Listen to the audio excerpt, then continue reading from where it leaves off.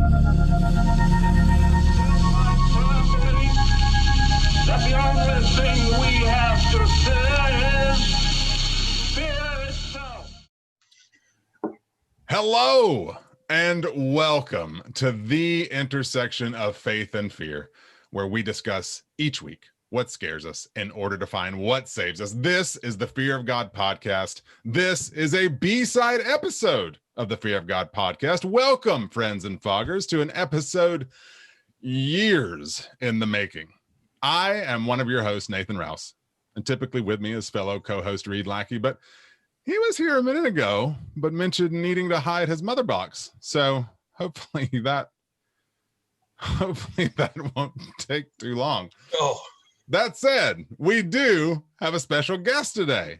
A guest you would have expected to see on our most recent Quarterly King, but a prior encounter with a kryptonite lace spear sidelined him. So today we revived him and suited him up in all black to join the conversation. Ladies and gentlemen, Krypton's last son, Ian Olson. Ian, welcome back to the show. Yeah. Hey, you know what? I have some lost time, but I think I look good in black. Yeah. Oh, yeah.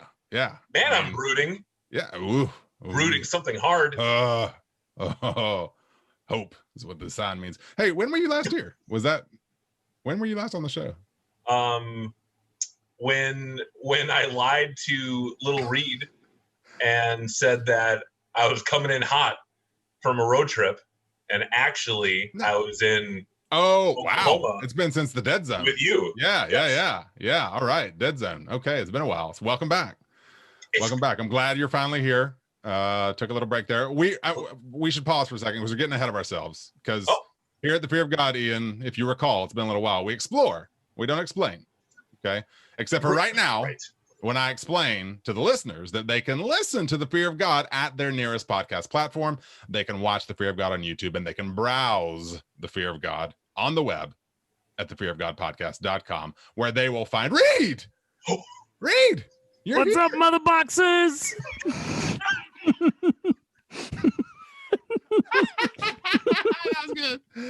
That was good. Riri. Hey. We dipped a photo of his daddy in a mother box in the bath, and we got Ian here. You know? Wow. Well, that's who not knew? the way to get me anywhere. Like, hey, it's your father. And I'll be somewhere else. Thanks. All the frivolity just plummets. Yeah. I gotta go. like a building in Metropolis. It just Lord. folded. Man. Okay.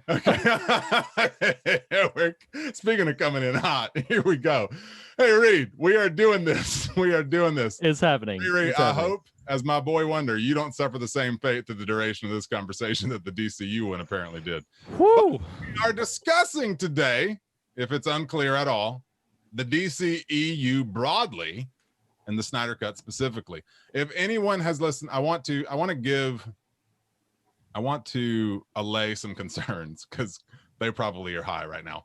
If anyone is sure long, at least I personally, and I will own it, Reed always just sort of winces when it happens, but I've taken plenty of jabs with the DCEU over the years, and listeners may be concerned about the tone of the next little while of this conversation, but like the Amazons, I encourage you, listener, to have no fear, as the goal today isn't to take cheap shots, sincerely, but to have an honest, open-hearted conversation about these films and this universe. But that's enough jabbering from me, fellows. Shall we open a mother box? You want to do that? Let's get things started. Let's do that. So we're going to structure this conversation. Man, what's really funny about the mother box just verbiage, and I had to inform my brother because he was making fun of it. I was like, well, this is actually from the comics. This is not something derived for the movies. But all I can think of is Mother Boy from Arrested Development, which is just a whole other layer of just stuff to layer onto this. It was a mother box.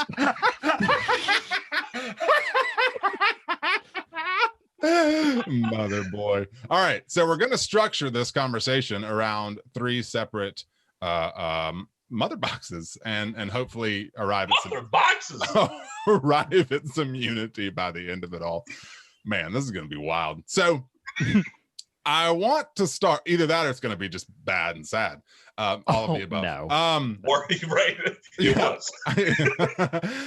Fellas, we're here. I want to just, in case we aren't already, I wanted to loosen us up a little bit. Just start having some fun. So I wanted to start with some questions to get us jawing about some square-jawed superheroes and villains. I have questions meant to be fun, and they'll hopefully provoke a little conversation as we engage them. And we're just going to kind of popcorn style this read.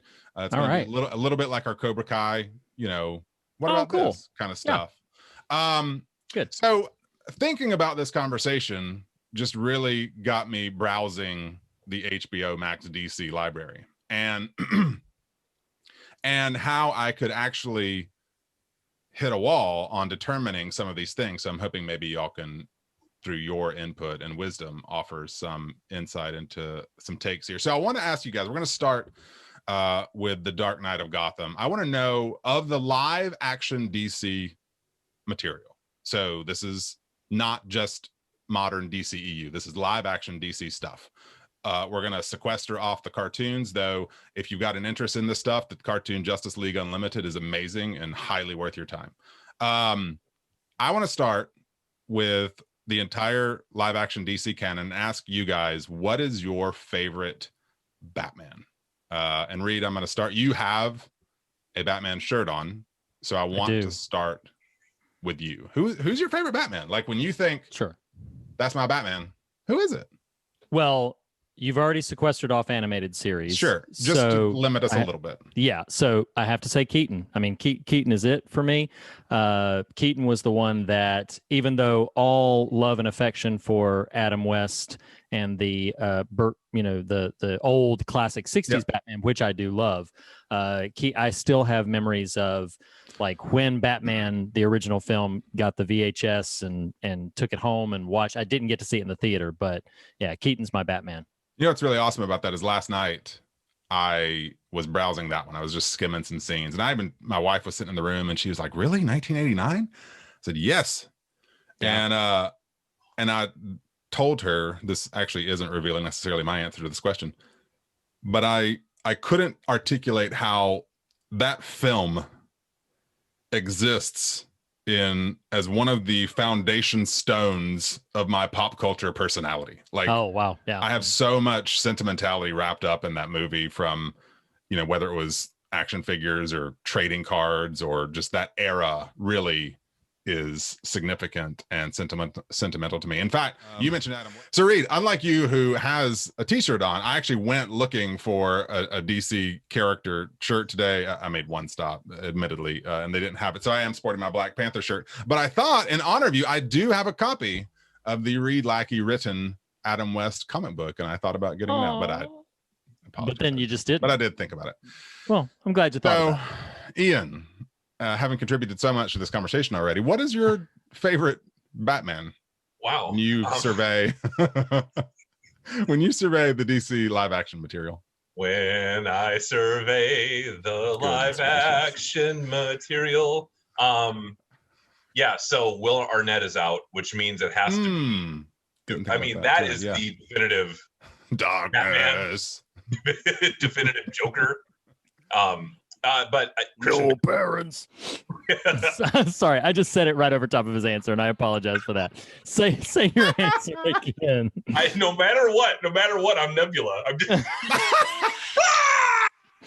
You're Nebula in the DCEU, brother. Yeah, it's just multiverse. Who's your Batman? Christian Bale. Nice. All right. I like Keaton, but there is just something about Bale's Bruce Wayne and Batman that where is she? Swear to me. So I'm gonna join you there. So Keaton wins on sentimentality and nostalgia, hands down. Love it. His attempt to articulate to Vicky Vale that he's Batman is just beautiful. And you want to get nuts? Come on, let's get nuts. Great scene. Thank you, Michael Keaton. But in terms of just packing a punch, I love the Nolan Bat trilogy. Yep. And specifically Bale's performance there. Cool. All right. So Ian, I'm going to start with you for this second one. This might, I don't know how difficult choice this will be, but I'm curious now, your favorite Superman from the history of DC live action. I'm going to say Henry Cavill, even though I don't like his movies. Well, pause before you get there, but okay.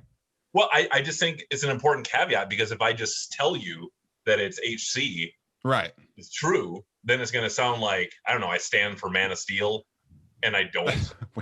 But like Christopher Reeve, no. See, Ian, you're revealing why I invited you on this episode. It's because I needed a scapegoat from the listeners. They're going to be anticipating me coming in hot. Instead, I got you. Who would you have, take the Ian heat or Barabbas? Yeah. Give us Barabbas. Well, it's funny, and I shouldn't have stopped you a second ago, because I would sort of, despite the fact that I've got a tiny Henry Cavill on my microphone here, I would sort of side with you there, because which is because I've thought about this stupid question all day because I formulated it, and it's really difficult. I love Christopher Reeve; he's fantastic, but Cavill is Clark / Superman, and yet is he? I'm not even trying to be a jerk. Anyway. So I think he's expertly cast. So I would sort of side with you there. What about you, Riri? George Reeves? George Reeves, Dean Cain. We got to bleep that one out. Third George Reeves. So I think, and we'll get into it, my feelings about Cavill. I'm Christopher Reeve. I feel there's one scene in particular, as you were discussing how well Cavill embodies the role, which I actually don't disagree with. Still, to me, the moment of any film version of Superman that I've ever seen that so substantiates for me so many of my thoughts about the character and the affection of the character and that tension between Clark and Superman is the scene in, I believe, the second Superman, where Lois he's at Lois's apartment, and she leaves to the kitchen, and Clark is all like, hunched over, glasses on. When she leaves, he takes the glasses off and stands up, and he's still in Clark attire, but he takes the glasses off and stands up, and he's in the full like Superman pose for a second. And you can see that he's contemplating whether or not to reveal it. And then when she comes back in, he quickly puts the glasses back on and hunks down. And I feel like nobody else that's taken on the role, including Cavill. One of the things I will say about Cavill that the structure of Zack Snyder's vision of the universe enables him to do is to not have to wrestle with that identity, because he's wrestling with a lot of other things, so he doesn't have to wrestle with that dichotomy. Christopher Reeve, at the time those films were made, had to actively substantiate for a bunch of people who realized the only thing keeping you from being outed are your glasses. And in about 15 seconds, he shows everyone how possible it is to fool everybody. Sure. And I think that's a masterful stroke. I'm a Christopher Reeve guy all the way. So well, and I would say it's a close race for me. It's very close. I think part of it, despite growing up in the era of those films, and admittedly, we should give a bit of a wink towards Brandon Routh played the role as well on the big screen, at least, and I think was competent and capable. But I for some reason, those films didn't sink into my young psyche as much, and I don't totally know why that is. I don't know if we didn't watch them as much in my home or not, but I watched them. Just as a note there, I watched those probably twice as much as I watched the Batmans, and the Batmans were on repeat. But sure. the first and second Superman specifically, and ironically the fourth, were just on perpetual repeat growing up. Like whether they were just running on television or whatever it was, I feel like I watched them probably more times than I can count. But to your point, I mean, I did. I don't have a memory at all for 3 or 4. I've got a competent memory for 1 and 2. but I did reskim them in the last 24 hours, and you are absolutely right. I mean, he nails that playing two different characters. Yes. In a way that not a lot of people have done quite as well. Yeah. Not this. You guys weren't pre-briefed for this. Do y'all have at the ready? And I can go first if you need a chance to think. Do you have a favorite Superman print story, published story? Yes. That you would point to? What would you say, Reed? For All Seasons by Jeff Loeb. It's the Jeff Loeb, Tim Sale. Yeah, Jeff Loeb, Tim Sale. Superman for All Seasons is the one that really. I mean, there's plenty that might be cited as objectively stronger, but that one just resonates profoundly with me. So yeah, Superman for All Seasons for me. I'll answer and then Ian, come to you. So two that readily come to mind. One is Grant Morrison's All-Star Superman, and Grant Morrison can be batty. No DC pun intended.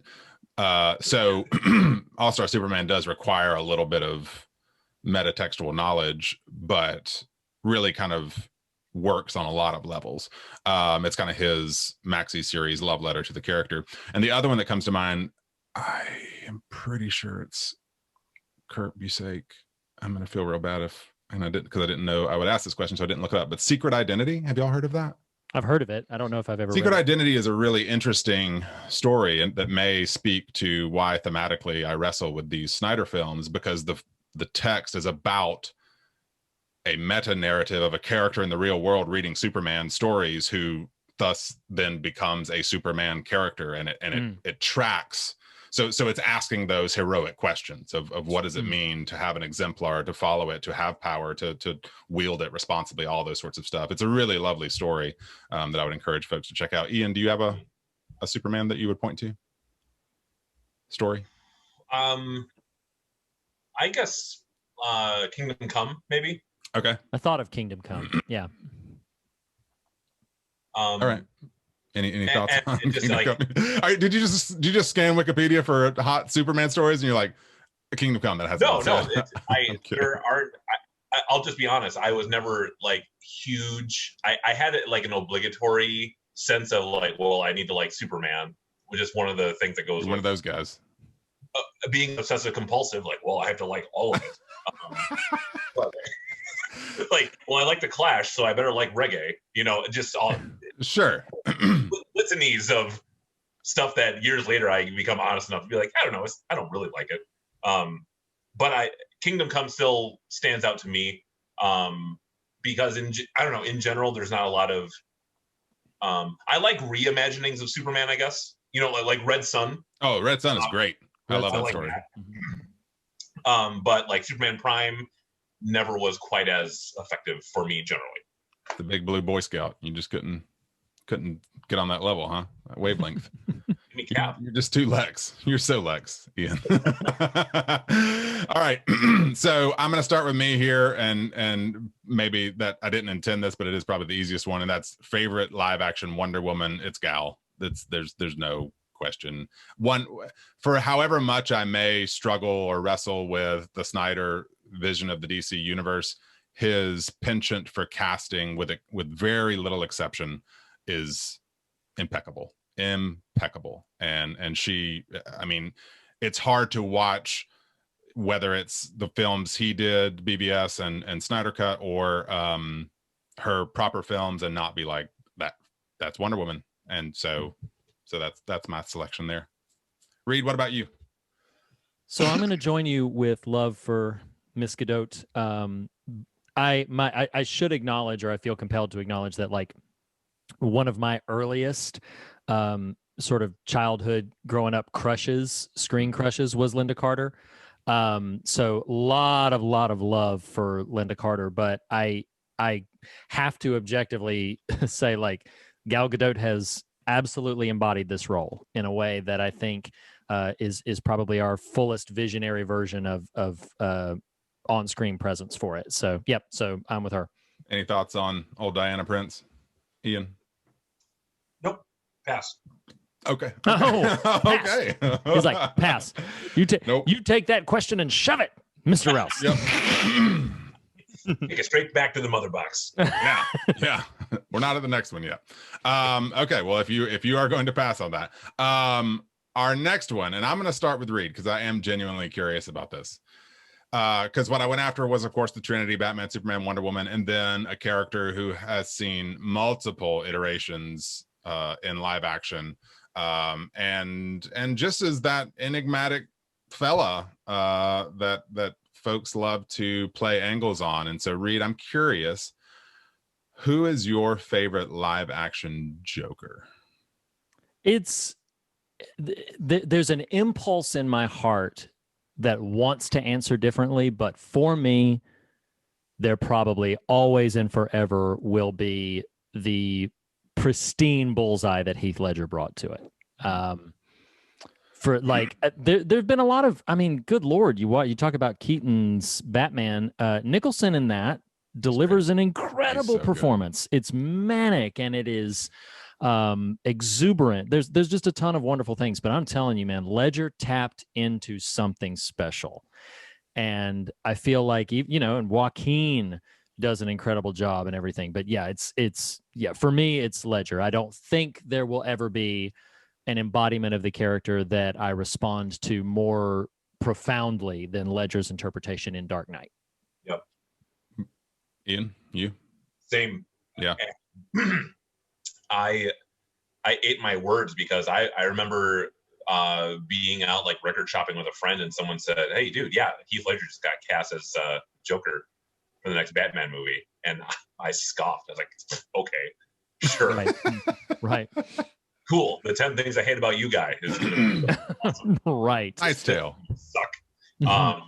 And then I mean, blown away within 30 seconds of his first just appearing on screen, right? And then doing his magic trick. And I'm like, this, there are no other Jokers. This is it. You had one of those Reed Lackey moments where you're in the theater and you're like, is anybody else seeing this?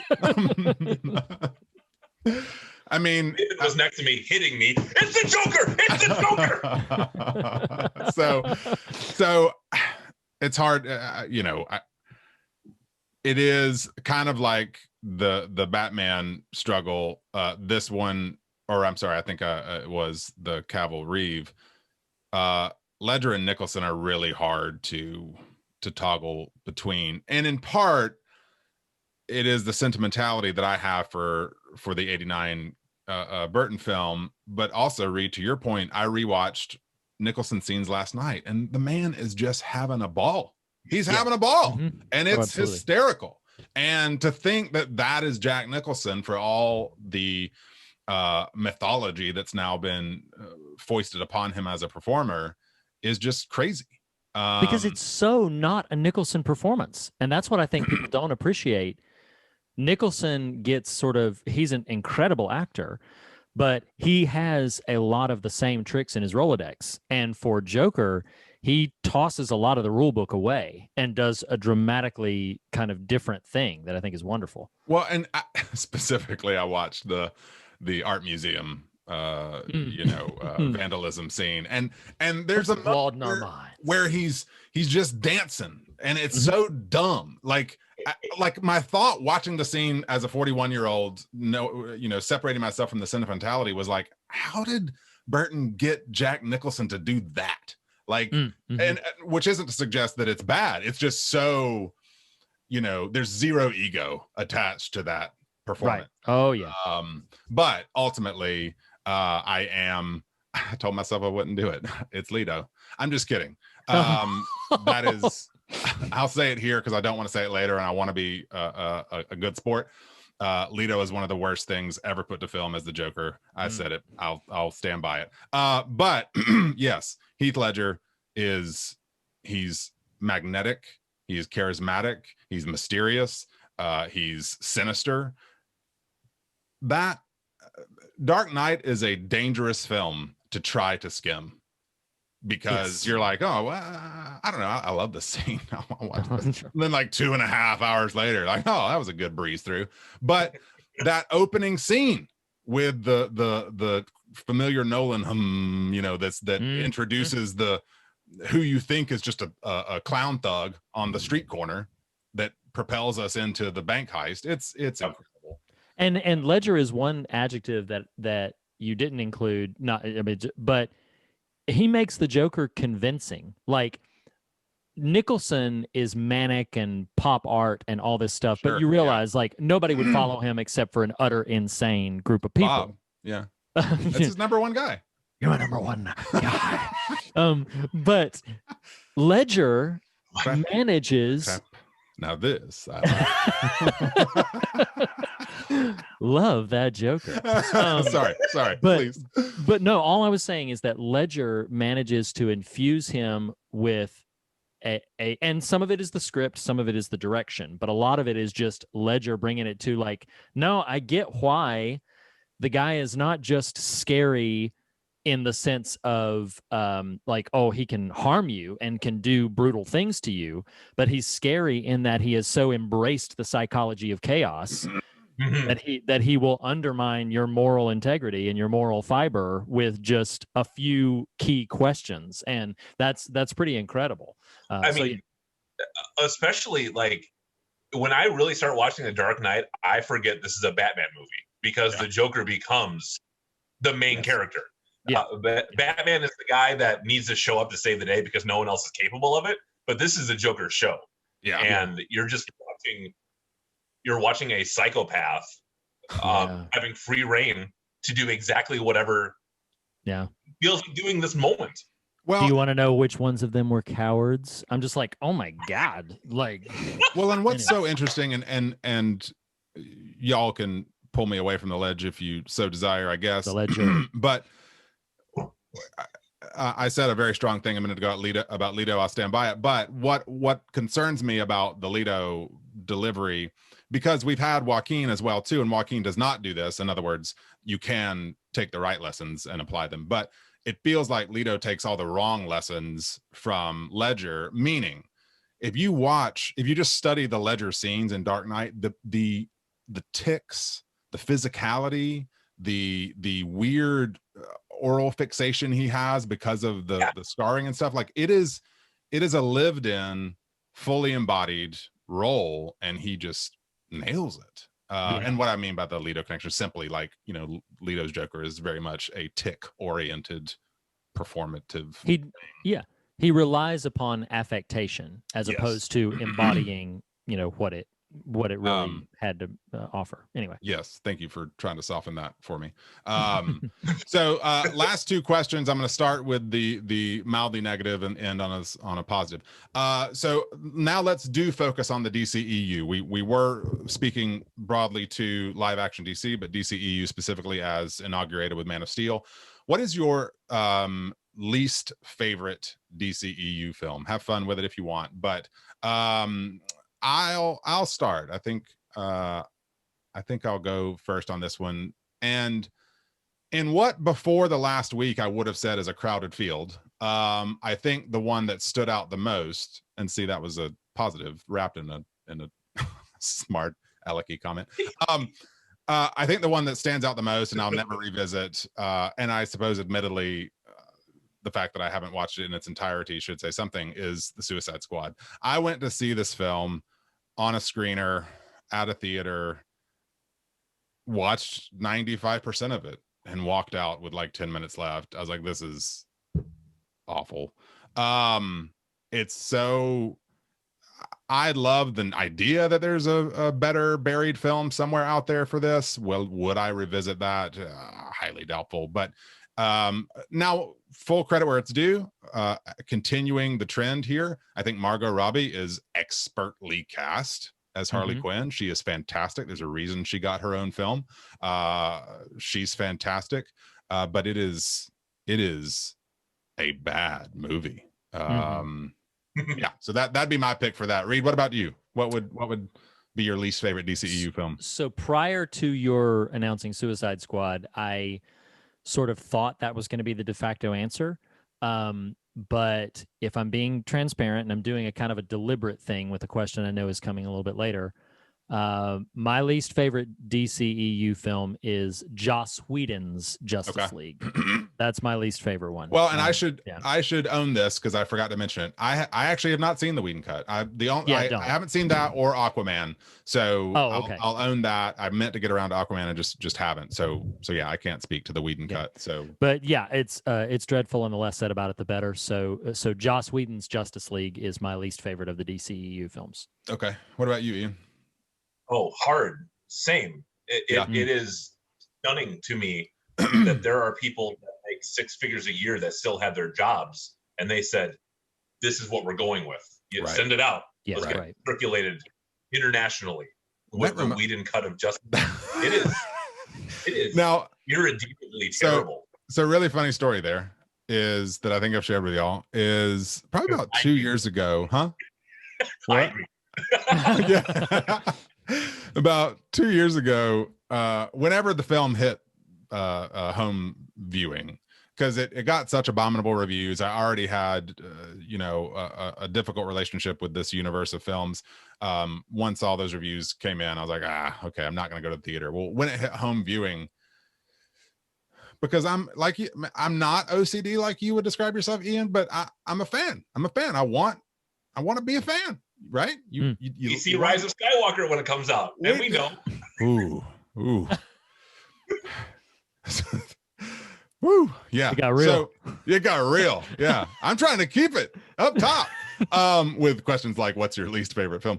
But so Whedon cut Justice League hits home viewing. I'm home by myself one weekend, which never happens. And y'all, I'm like, I'm going to do it. I'm going to watch the Whedon Justice League. I know the raft of negative publicity it had gotten. I was ambivalent towards the Snyder of everything, so I didn't have a horse in that particular race. I went to iTunes and I queued up the title screen, like had not paid to rent it. And like a man, like a deer in headlights. That's the best analogy that comes to me. I just stared at the screen for like 2 minutes with this title screen on. And so many thoughts went through my brain. And I think the final one was simply like, life's too short. And I didn't do it. it. I had the wherewithal and presence of mind to just be like, I'm good. I am good. I don't know how I'm achieving this, but I'm good. And I'm not going to turn it on. But to your point, Ian, about someone greenlighting it, I thought that about the Dark Tower. I know we're all king heads here. I remember watching the Dark Tower film and thinking, they just had a deadline to meet. That's it. Someone just said, "You're done, guys. You're done. Just get it out. Just get it out the door. Just." This is only an hour and a half long. It's fine. Let's go. Yeah. Anyway. Okay. So we've talked about our least favorite DCEU films. Now, what's your favorite? Reed, I'm going to start with you, and we'll go and cycle here to Ian next. What is your favorite as you scan the horizon of DCEU films, of which I don't actually know how many there are, but what, 10 or so? 10? Maybe? Ish, yeah. What would you identify as a favorite for you? Zack Snyder's Justice League. Wow. Zack Snyder's Justice League is my favorite DCEU film. There's a lot wrapped up in the meta information around that. Sure. But when I'm honest with myself about the viewing experience I had, that did more to ignite my imagination than any of the other DCEU films have done up to this point. So yes, my definitive favorite is Zack Snyder's Justice League. Yeah. I like it. Ian, what about you? I am shocked to say this. I feel like Balaam because it's coming out of an ass. But Zack Snyder, am I saying this right now? Zack Snyder's Justice League is my favorite piece. Like, what is? Hold it back. Are you okay? You've been behind it the entire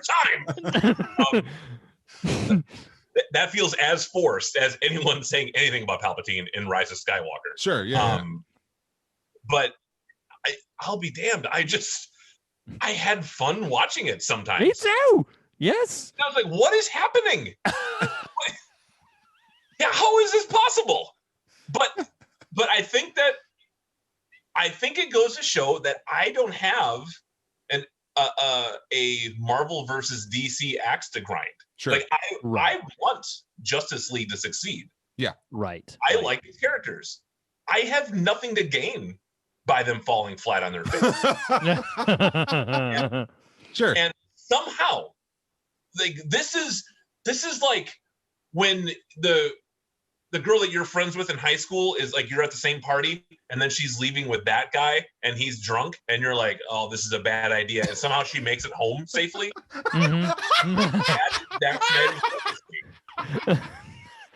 What an analogy. This week on Analogies by Ian. Close to home it hit. Yeah. Like, we did it. Casey, you're there. Alive. Like, oh, wow. Wow. Yeah. Okay. So I wrestled with this one. I am not going to pick Snyder Cut, not because I actually don't think it's competent. I do think it's very competent and or good. But I am, I think, going to surprise myself, much like Ian here in a second. I really wrestled with making my choice the first Wonder Woman.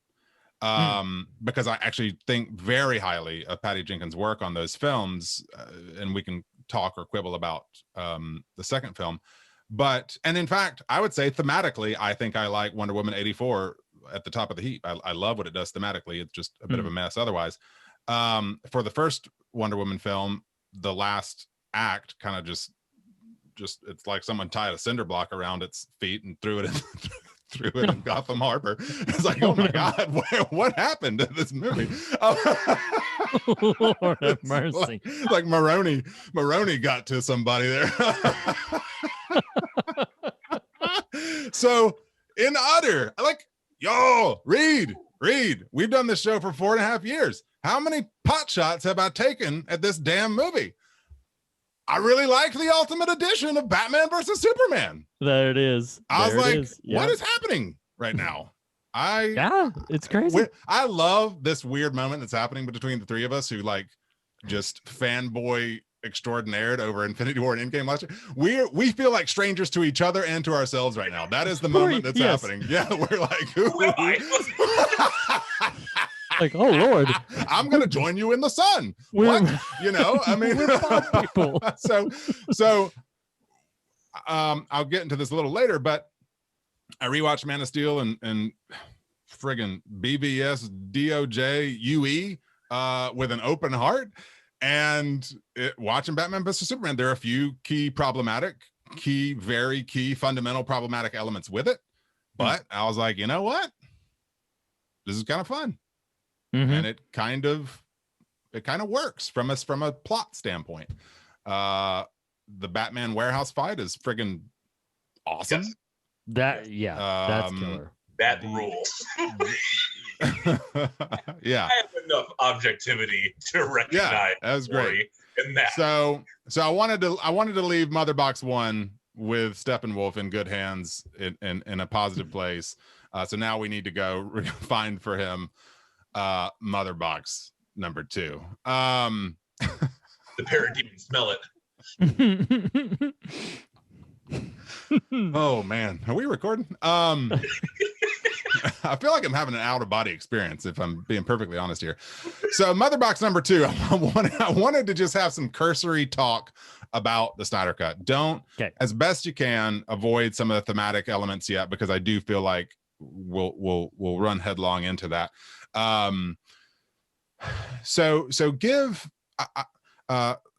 land ultimately at some, be didactic here, 3 favorite things, 3 favorite scenes, 3 favorite performances, whatever, mix it up however you want. That's where we're going to land, but I want to start with just a cursory experience of it. Ian, I'll start with you with the Snyder Cut. So what was your general take? What was your viewing experience like? And then hold your 3 until we all do that, and then we'll all do our 3.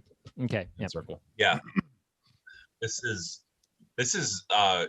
you're absolutely right. This is so weird to report because, I mean, this has just been fodder for jokes for months. Like, months. The Snyder Cut is going to see the light of day. Like, oh, woo-hoo. Yeah. Enter Michael Keaton GIF. Like, okay, and then it's going to be 4 hours long. Okay, and Enter Jeff Goldblum gif. Well, there it is. And I've just been like roasting it for weeks on end. Like, this is obviously going to be terrible. Like, we will remember fondly the days of the theatrical cut. And then, you know, in the days leading up to it, my good friend Caleb says, man, that was my movie of 2021. And I was like, now, maybe it's good, but there is 70 been a short year though of the year left. Yeah. Don't want to make that call yet. But then I just try to do some hard examination, and then just like I was telling you guys, like, I don't want the Justice League to fail. So right. I just tried to cleanse myself of all the animus towards Snyder and just give it a shot. And I know that absolute, utter objectivity never entirely possible. And yet, like, in that opening sequence, I was like, holy mackerel, this is kind of cool. Mm-hmm. This is actually Snyder doing something interesting instead of just his usual, like, here's the slow motion sequence with a Nick Cage song. And just it was more coherent than anything that I could remember from him. And I found myself having fun. And did you refresh at all before jumping into it? No. The other films? No, Lord, no. No, I wanted to enter on you wanted to what? I wanted to enter on a high note, sure, with good faith towards it. So I absolutely kept all other DC movies at bay. I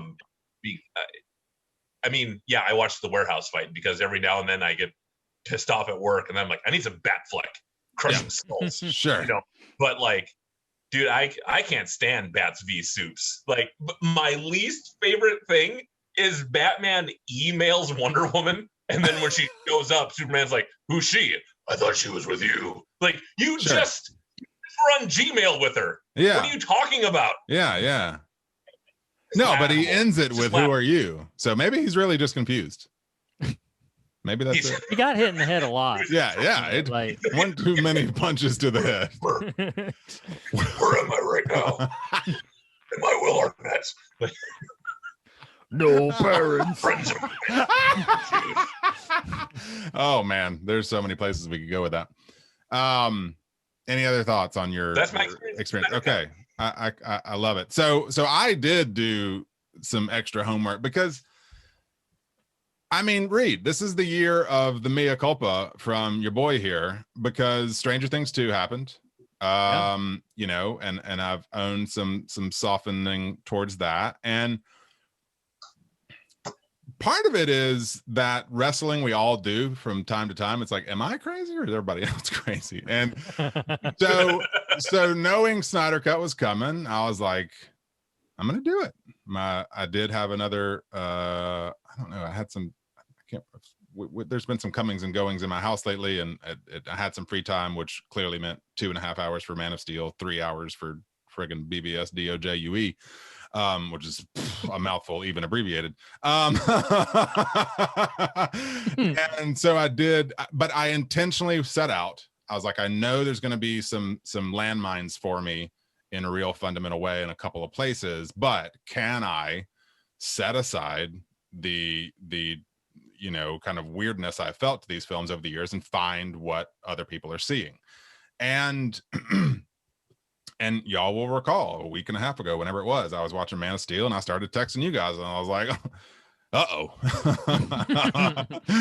the Grinch's heart is swelling here. And so I had a positive experience of the two of those first films prepping for the Snyder Cut. And I won't, I did not love Snyder Cut, but y'all had both seen Whedon Justice League, so had a template to compare to that I didn't have. I don't dislike it by any means, and in fact enjoyed the watching of it, if that makes any sense. I had to split it over several sittings, like many will, but I found myself compelled. I was like, okay, I got to stop here. I'm going to go back. It wasn't work to get through. It was interesting seeing these characters. I love most of these actors.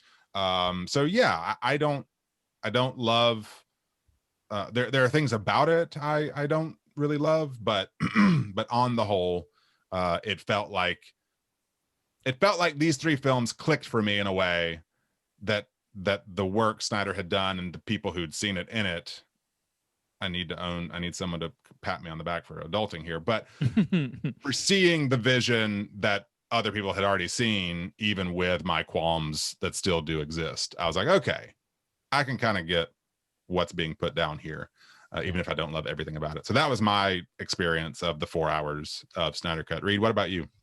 So I did similar homework. I approached this exercise as if I was watching, this is just a weird mental sort of hiccup I did. I approached the exercise as if I was watching a season of TV on Netflix or something. Because you know, 4 hours of the Snyder Cut, 3 hours of Batman versus Superman, and you know, Man of Steel's 2.5. So it's like, okay, well, let me mentally think, okay, this is the first hour of a TV series and everything, and view it as a full arc, you know, sort of like a full visionary arc. And now for me, when I rewatched Man of Steel, I came away feeling largely the same way that I have. I had already given it a second chance to sort of win me over several years ago, or a few years ago, and it did not do so. So this time around was no different. I actively dislike Man of Steel. We can get into that or not as we want to. Batman versus Superman, I still largely feel the same way I did about it, even after the Ultimate Edition, which is that there are some things that I think work really well and some things that I don't respond to as positively. But you know, I was ramping up into it, and I was like, okay. Can I interrupt to ask, because we are peers having this conversation, and I'm as much formed by y'all's input in this. Would you have said you went into BVS? Was your previous experience with BVS neutral to negative, and did that change at all? It was almost firmly neutral. I would say probably not negative. The things about it that don't work for me, I'm subjective enough to recognize, like, they don't work for me. That doesn't necessarily mean they're objectively bad from my perspective. They just don't work for me.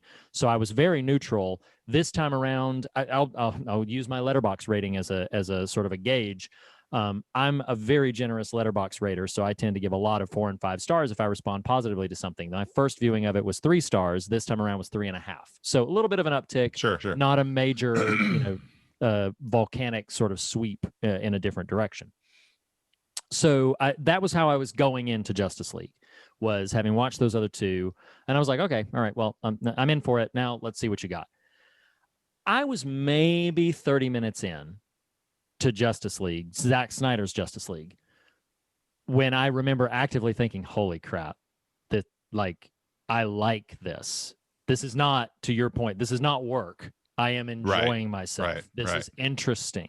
This is epic. It is compelling narratively. Like, there's so many things that I was just really responding to the degree that it made me wonder, and I don't know, because many people have scoffed at the 4-hour runtime.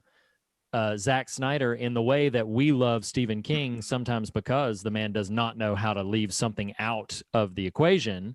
I wonder sometimes if those 2 earlier films, if Zack Snyder had been given indefinite reign in like a long form TV series format or something, if maybe the stories he was scratching at in those other versions I might have responded a bit more strongly. Most of what I don't like about those first 2 films, it revolves around thematic interpretations of the characters.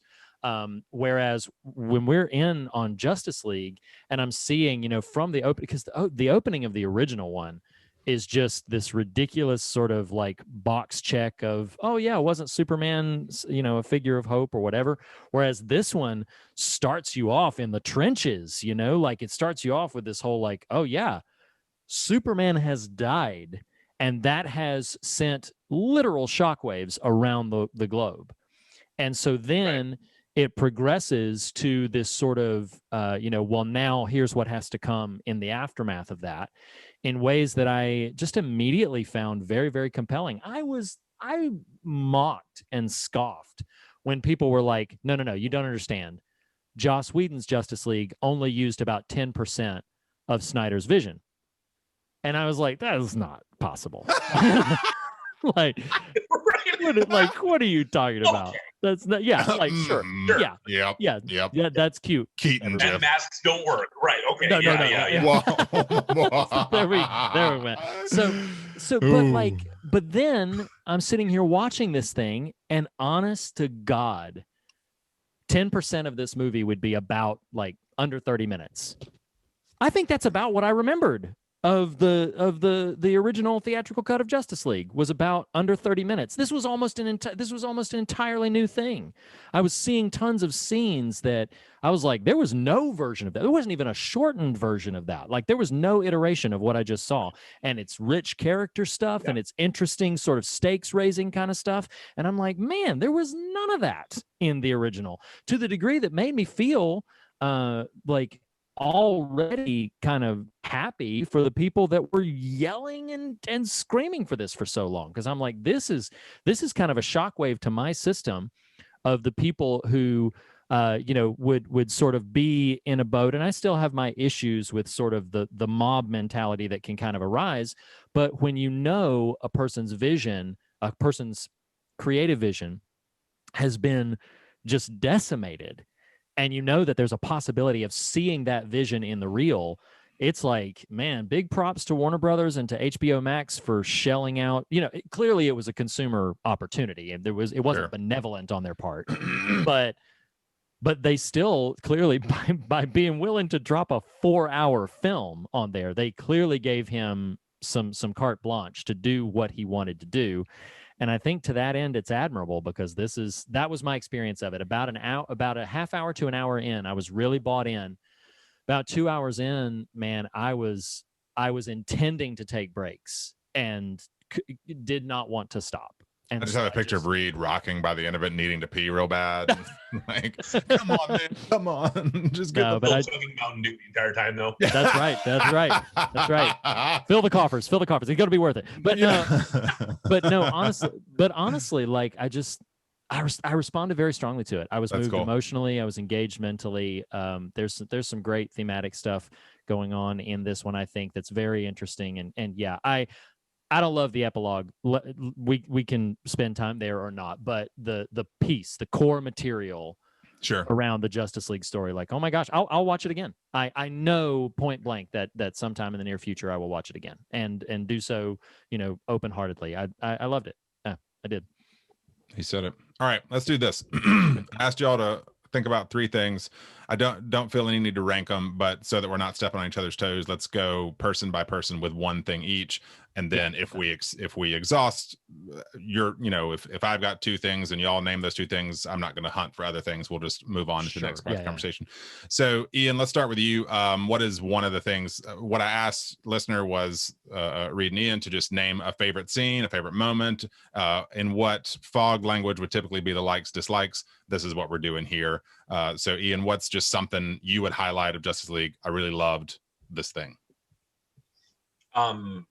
Just more time with Barry Allen, like the rushing through the glass door.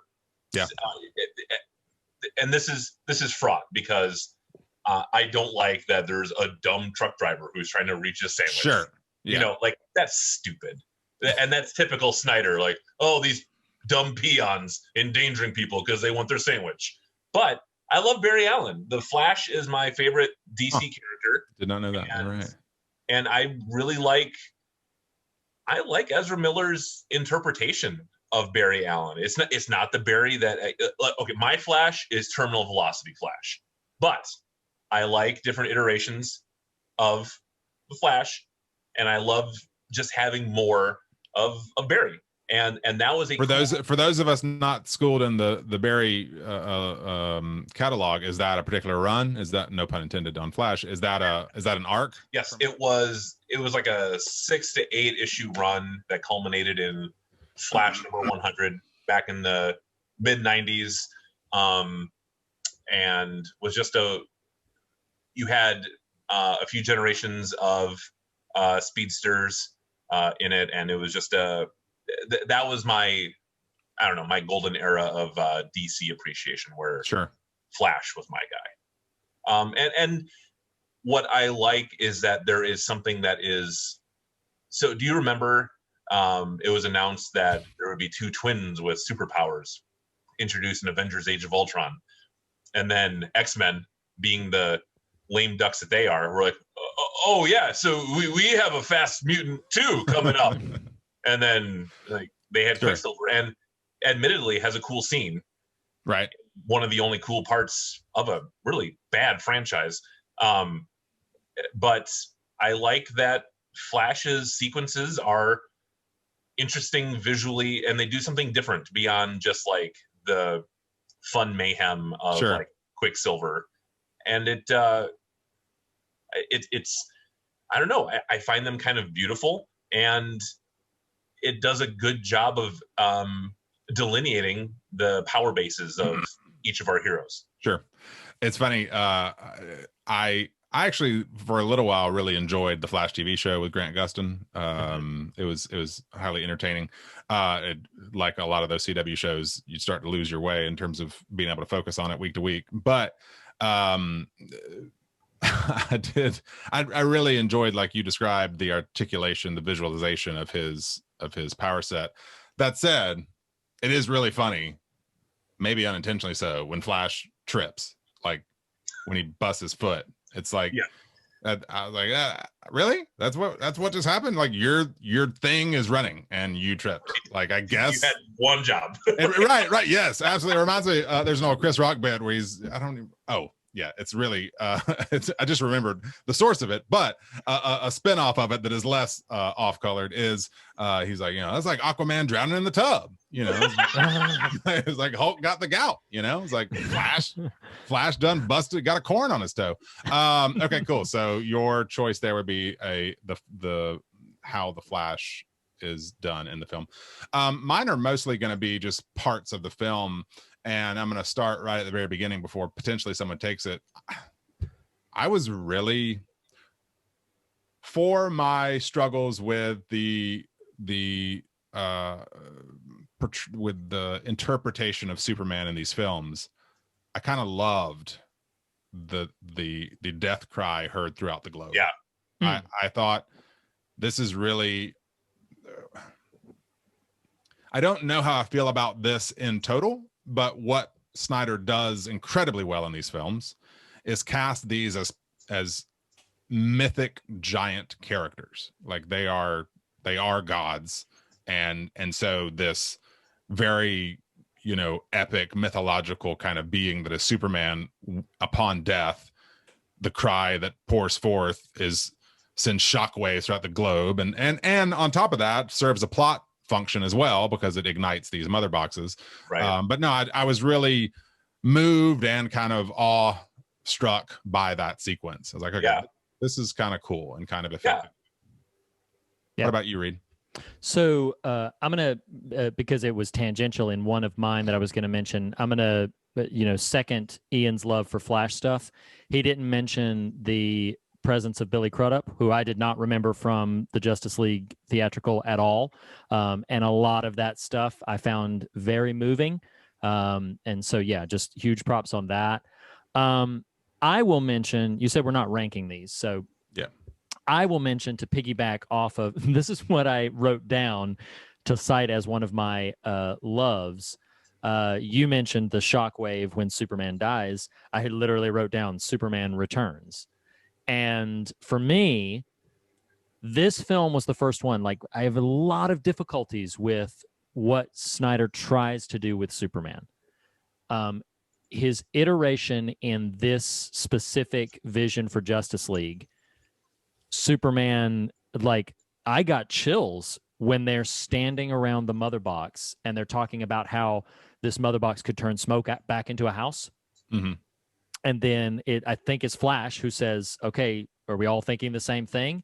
And then Cyborg causes a visualization of Superman on top of the mother box, and that score kicks in. Yeah. And I'm sitting there and like, daggum, I'm getting all the feels about this, and it has a gravity to it that honest to God, I can remember conversations around the theatrical cut where it was talked about, like, of course, they're trying to hold back that Superman's going to come back from all the promotional material and whatever. They're holding it back. They're going to keep it a secret, whatever. And it felt so inevitable and it felt so pedantic in the first iteration. And I was just like, I was so energized. I was absolutely electric when they start talking about bringing him back and the gravity of that moment and everything. But then, oh my gosh, when Steppenwolf is about to, you see his progression. He's going through, he's back at the farm. He's visiting all these different places.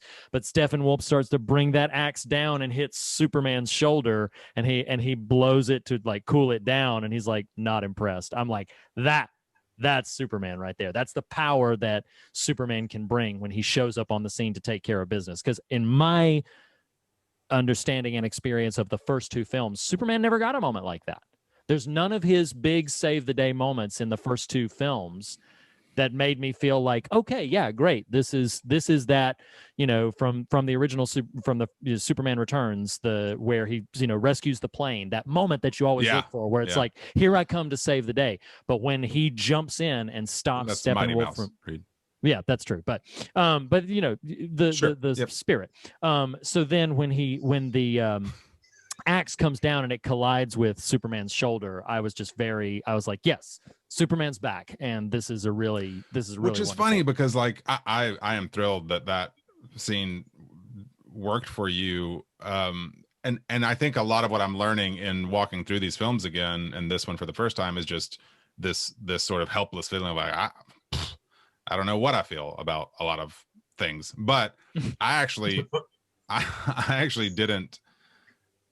I thought his re-entry there was a little, I hated the scripting. I was like, what? Oh, it's an odd line for this character to join the fight again. But my apologies.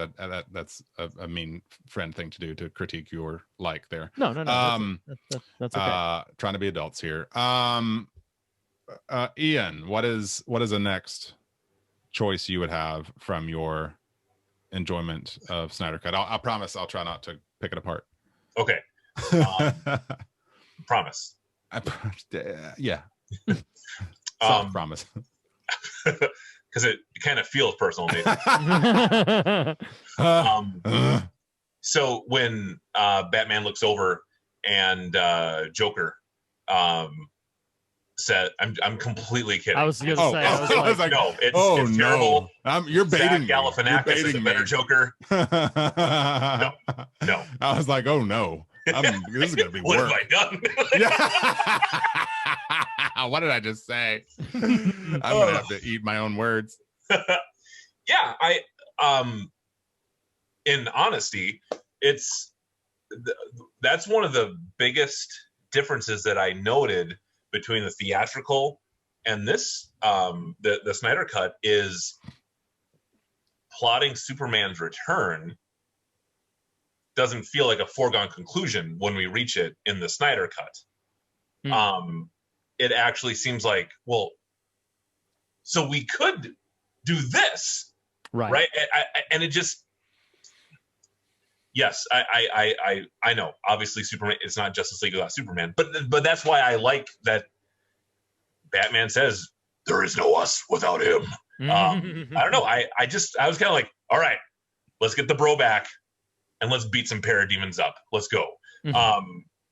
I don't know. It just worked out so much better than in the theatrical cut. It actually felt like the next link in this chain of how do we resolve this dilemma, and like an actually natural progression towards that conclusion, and made the team a team without. I have been trying to talk about this movie only on its own merits and on its own terms, and not invoke that other huge franchise. Sure, yeah. But it doesn't just ape beats from like the Avengers, like coming together. So we get a team dynamic on its own terms, and Batman is the one who is like gelling them, and sure. It's kind of cool that the guy who's like, well, obviously I need to kill Superman. He's like me. He's like, let me rethink some choices here. I got to rethink my takes. He watched the Ultimate Edition, and he's like, you know, there's a mirror. There's a mirror in front of me. All of us could bring him back. Just think about it. I know I tried to kill him. Okay, hear me out. Hear me out. But here's the thing: like, I didn't remember it. I didn't remember it from this. But like Batman straight up gets converted. Like, look, Snyder is positioning Superman as a Christ figure, and then Batman talking about faith every other sentence. I was like, man, like he's like Batman's undergone this sort of like almost a Justice League iteration of like a conversion experience a little bit. It really, it's brightened him up to that degree, you know, and he's bringing everybody together and everything. And that, God, that was impressive to see. And I thought that was really a pretty impressive pivot from if Batman in Batman versus Superman, if Bruce Wayne still an incredibly energizing moment, Bruce Wayne running headlong into the swelling fog of smoke from the building burning, and Bruce Wayne charging into the fray that everybody else is running away from. Yes. That is a direct response to the destruction from Man of Steel. Yes. Batman and Bruce Wayne in Zack Snyder's Justice League is a direct response to the vengeful sort of, you know, Batman figure in Batman versus Superman, to the degree that he's like, no, I am going to be a beacon of hope, not just a weapon of vengeance. And it actually makes sense in this iteration. Yeah, absolutely. Whedon Batfleck doesn't make a lick of sense. No, not at all. So yeah, I seconded. Thank you for not tearing it down. I had nothing to tear down. Man, I was thinking I'm read. trying to adopt. Read, but your guilty conscience. Yeah. Oh, yeah. I'm just trying to adopt a position of humility until I can't resist anymore, and then it comes out, comes roaring to life. My second of three, and my third one is maybe the least of them, but so my second of three that maybe conjures for me, Reed, what the scene you cited did for you is what I lovingly refer to as the My Two Dads scene, and that's Clark wandering the halls of the Kryptonian ship while Costner and Crow's voiceovers are speaking in tandem into his being. I mean, that I almost got teary. During that scene. I mean, you should. Feel it, brother. Because here's flirting with thematic conversation. There's a lot of ways in which Zack Snyder's Superman is a symbol without substance, and yet when the symbol works, it works excellently. And that's one of those moments where it's like, okay, I don't know that the 10 hours that got us here fully earns this moment for me, but I do love this moment, if that makes any sense whatsoever. Yes, absolutely. I don't actually mean that as a backhanded compliment, despite the fact that it may have sounded that way, because I think at its core, that 3-minute sequence is what I want out of a broader take on this character. Man, yeah, it's really, really affecting. It's very, very affecting, and I loved it. I absolutely loved it. What about you, Reed? Okay, so I had already sort of given some love to Batman and Superman and everything. One thing that, again, I would only appreciate having seen the theatrical cut. So maybe Ian, you'll understand what I mean when I come to the Steppenwolf actually has an understandable reason to be doing what he's doing, and he's actually got some gravity and some stakes in being the villain, because good Lord, he was a shiny prop in the 2-hour version.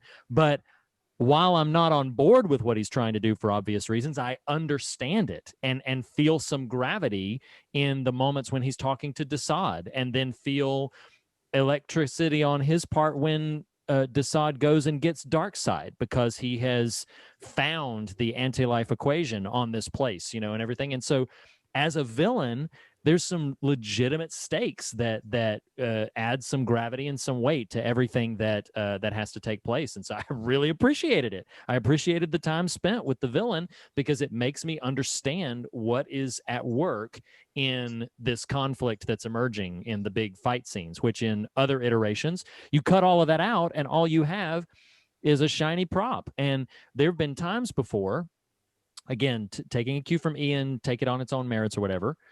You know, there have been some times before, as much as the three of us will heap a mountain of love upon the MCU, they do have a relative villain problem in most of their films, of the villain being little more than just a prop to propel the plot forward.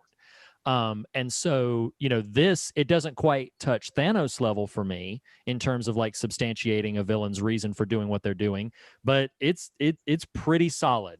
Steppenwolf's intentions and his goals and what he's doing makes perfect sense in the movie and has real gravity, and I appreciated that about this cut. So Steppenwolf.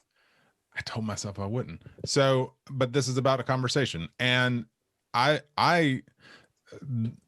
me interjecting is about owning that I don't quite see what you see, though I'm thrilled you see it. And I wonder if having not seen the Whedon cut kind of impairs me to have the comparison energy you're bringing there. I absolutely feel it does. Yeah. Because I watch it and I think Steppenwolf is fine, but that's about it. And in a world of Thanos, where he exists as a pop cultural icon that he does now, which is just crazy to think about. Right. It's hard to not feel like, okay, I'm just watching the adventures of Ebony Maw bebopping around the galaxy on behalf of Thanos. And whereas, you know, but I mean, I love that feels as visible to y'all as it seems to. For me, it was he distinguishes himself more than Malekith, say. But you know, still is several notches below. So Ian has something he wants to say, and I'm going to let him in a second. But hold tight, Nebula. Yeah. So, but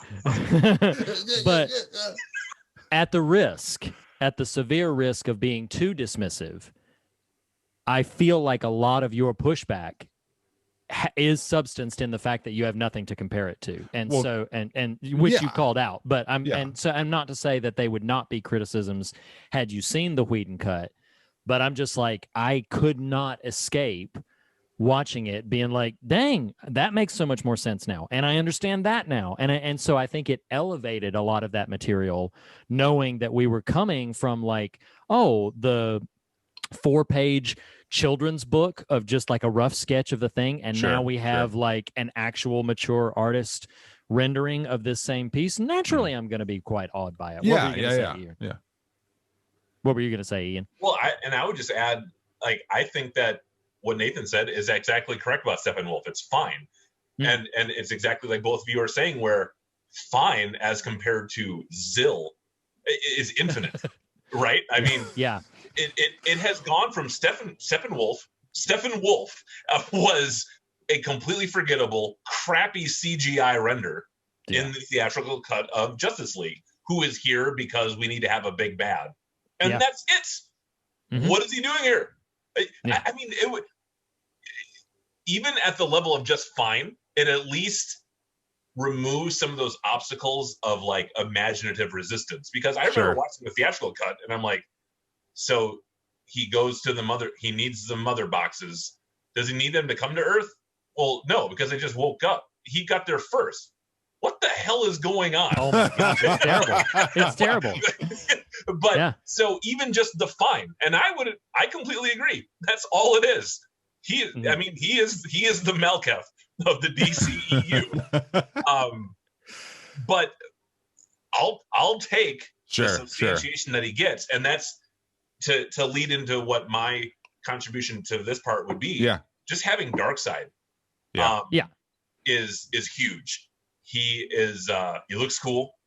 I mean, it's just kind of, as a comic nerd, like the same way that I'm sitting in there during the first Avengers, and then like a head turns around and I'm like, oh shit, it's Thanos. You know? And the same way, like, dude, it's Darkseid. And I knew that from the nightmare sequences of Bats v Supes. But that was another one of the, I mean, in the long list of disappointments, things that I hate about the theatrical cut, it was like, you send this lackey, no offense, Reed.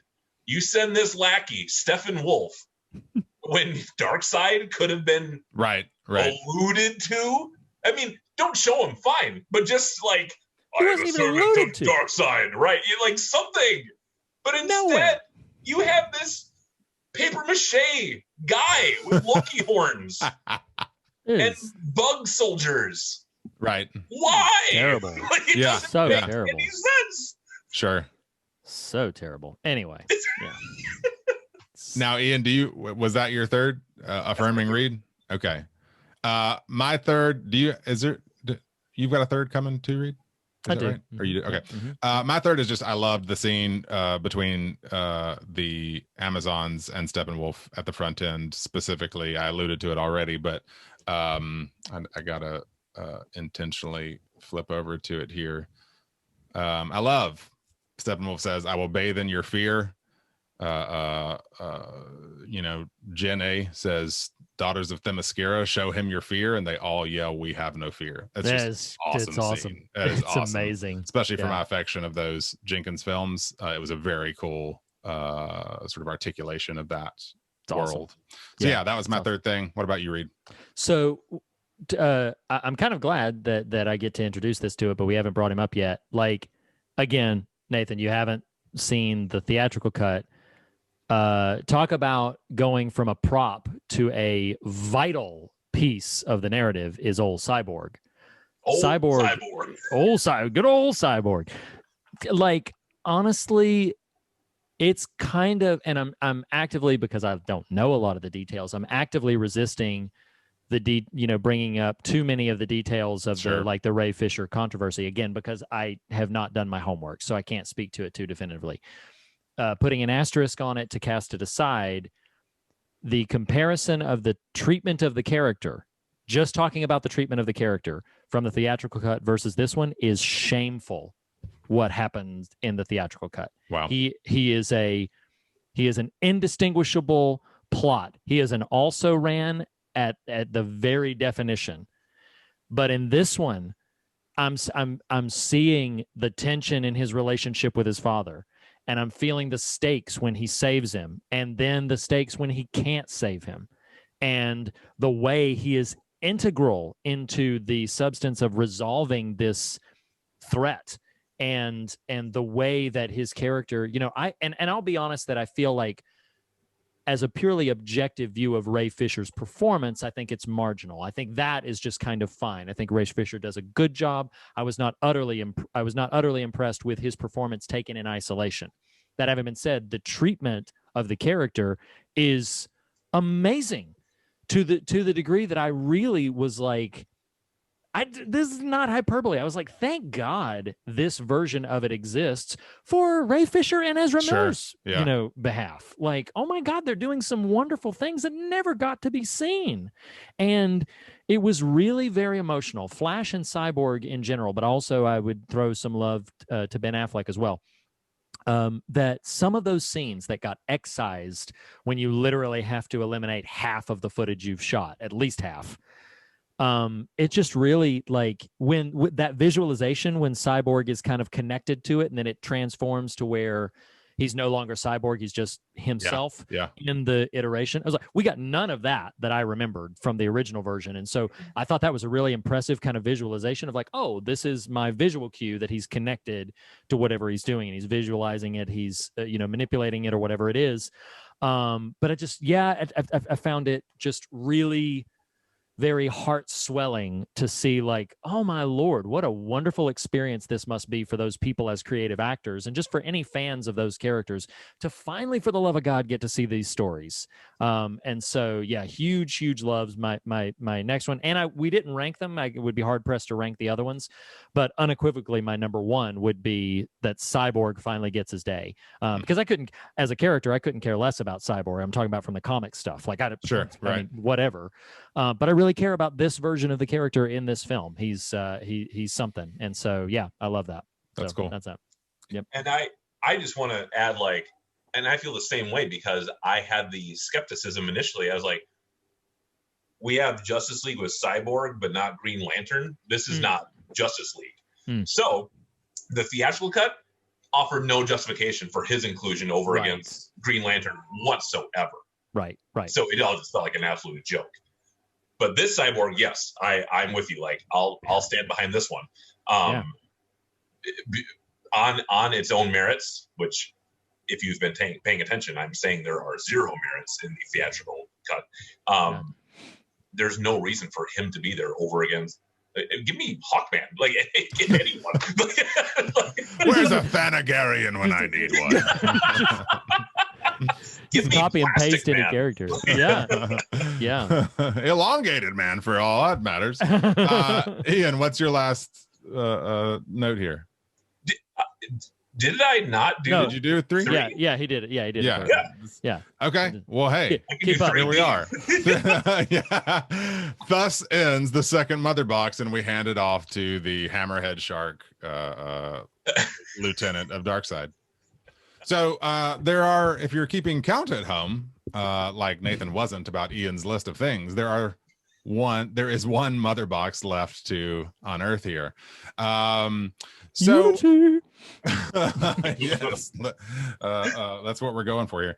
And in traditional Fog fashion, this would be the themes part of our conversation. And I had requested, like, there's a lot of ways. Reed, you referenced this on Storm of the Century. There's a lot of ways this is going to feel like therapy for me, and so apologies for that if it hasn't even already. But I wanted to kick the door open for us and launch us into some conversation with this, and y'all kind of run with it in various places that you will.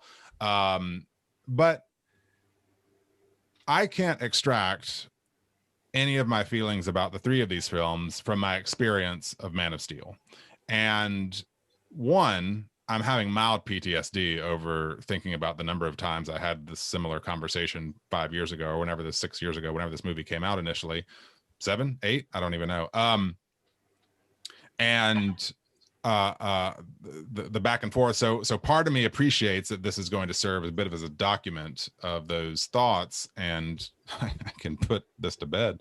But rewatching Man of Steel this time, open heart. I'm going to go into these films ready to find what everybody else that's a big fan is seeing. And it can't be reiterated enough. I love when fans are happy. I remember when the fandom thing was going on this past summer during quarantine, and we got word of the Snyder Cut, and I even remember posting about that. Like, it's not speaking to me, but I know my experience of MCU news and energy, and I love that there are people who are soaking this up the way I do that. But it just had not connected. So I went into this experience of Snyder Cut desiring to kind of have a heart shift, and in a lot of ways I did. I kind of can vibe on the sort of operatic presentation of these characters and the style of these films. I think the score is fantastic, as mentioned more than once. I think the casting is top notch, with little exception. But when your launch pad is the Paragon himself, if you stumble, not meaning to hearken to Russell Crowe's language here, if you stumble, that's a tough coming out of the blocks. And watching Man of Steel, even this time, and I think y'all will echo this, the Krypton stuff is fantastic. Mm-hmm. It is imaginative. It is cool visually. It is energizing. It felt like something really new. And so in that spirit, it was like, okay, cool. I'm ready for this. And for me, a thing that I will maybe never get over, and I won't talk around it more, but I'll lean right into it, is the choice to have Superman kill Zod. And to even say the phrase Superman kills Zod feels like an understatement of what happens in that scene. And so what I kind of want to prop up here is a conversation, as weird and maybe impossible as it may be, about heroism and what we look to for those templates. And I texted you guys, and I think I was very anxious about even having this conversation because of the deep chord, as dumb as it sounds, that a creator, a filmmaker's choice for a character that I have affection for, as weird and dumb as it may sound, that choice is rather heartbreaking to me, to see it done and to know. And it's funny, and I'm throwing a lot of stuff in the stew here, but I even went today. I was like, okay, let me just do it again. Let's open that heart wide. I saw some articulation of someone referencing the Zod death in Superman 2. I went and watched that before this conversation. I was like, okay, well, what happens there? I can't remember.